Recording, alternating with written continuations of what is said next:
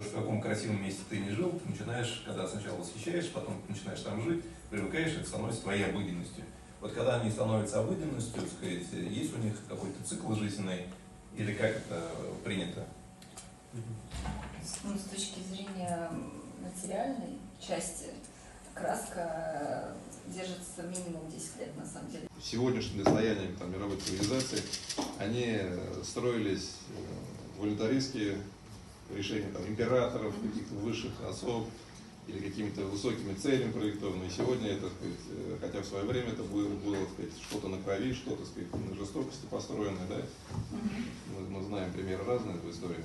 Поэтому где здесь опять же грань между глубинным опросом или,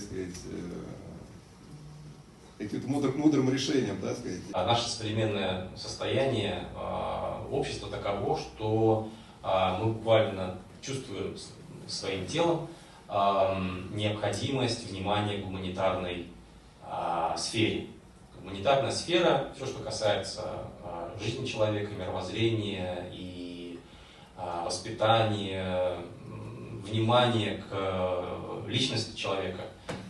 Здесь у нас есть очевидные проблемы, и это признается, наверное, всеми. Так как люди будут прочитывать это? Ты, как правильно сказал, автор умер, и, соответственно, по Ролану Барту, да, то есть, и, соответственно, уже произведение живет своей жизнью.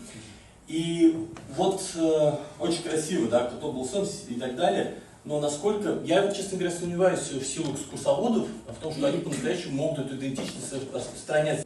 Я в экскурсоводов не верю в этом смысле. Тем более экскурсовод такой порой говорят чушь, что... Крайне важно, что когда художник рисует, мы проводим чаепитие с художником во дворе.